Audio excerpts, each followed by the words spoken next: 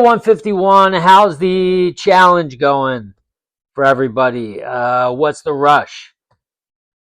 I've been saying that over and over in my head the last couple days. I've also added another phrase, which is been extremely helpful, and I wanted to save it for Friday's challenge, but it's sort of along the same lines as what's the rush. It's just another phrase, and I want to tell you how it came about and the difference that it's made in my confidence. So my wife and I watch this show, Chuck, and it's an older show. I don't think it's on TV anymore. I think it aired maybe like 10 years ago. And it's about this guy who he gets basically this top secret government, all the government secrets just downloaded into his brain, and they call it the intersect. But anyway, there's another guy in the show, and I think we're on season 4, and his name's Alexei Volkov, and he's basically he's a recurring villain, which they don't have a lot of. So he's probably been around for at least 4 or 5 episodes. And so he's a pretty ruthless guy. But the government captured him, and they put him in this kind of conditioning camp and changed him into a softer version of himself. So he went from ruthless, and they put him through this programming and conditioning, and they needed him for a mission. And so when he came out and he was on this mission with the CIA agents in the show, they needed him to be his ruthless self. But it was tough because he was being programmed into a softer version of himself. And so they needed to remind him. There was a point in the show where they basically said to him, "You are Alexei Volkov, goddammit. Now start acting like it." And it woke him up. And we watch it for entertainment mostly, but there are some moments in the show that strike a chord with me, especially on the heels of everything I'm talking about here and everything we're doing together, falling asleep in the wish fulfilled.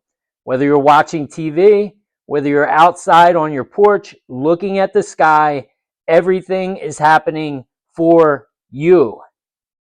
And so I'm watching this show. Most of the time it's for entertainment, which is fun, but there are some parts where I'm awake and these things strike a chord, and this struck a chord with me. And I'm like, wow, he was this person. They programmed him to be this person, and then he had to wake back up so he could be his old former self. And so in effect, I know that we're falling asleep in the wish fulfilled, wanting to become this new person, but really we're waking up to our previous selves that we were when we entered this world and knew that we were the creators. And so his name was Alexei Volkov. My name is John Hedgepeth. And so I thought about that for a moment. I'm like, man, how do I feel when people ask me and they're meeting me for the first time and I'm like, I'm John? Do I say, I'm Alexei Volkov? Or do I say, I'm Alexei Volkov, nice to meet you? And that was me. I'm John, nice to meet you. There was no authority, no confidence. Some confidence, but not Alexei Volkov confidence. And so I've been saying over and over in my mind for the last 3 or 4 days, I'm John effing Hedgepeth. And it's the first time I've been proud to say that, because the John Hedgepeth that I've been is not the John Hedgepeth that I can be and that I want to be. And so now, over and over again, I'm saying that, and I'm saying it in my head with authority. And so I'm doing it enough to where it's starting to seep from me. And so I just wanted to share that.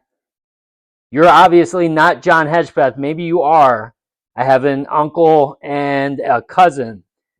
Their names are John Hedgepeth, but odds are you're not John Hedgepeth. Whatever your name is, you can just start doing that in your head.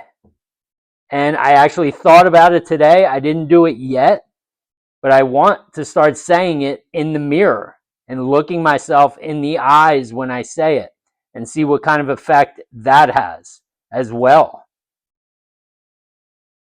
And so that's for you. If you want to start doing that, it's not a challenge. Okay, you could treat it as a challenge. Tell yourself it's a challenge. If that's the only way that you do these techniques or these, little challenges, if that's how you can motivate yourself to do it.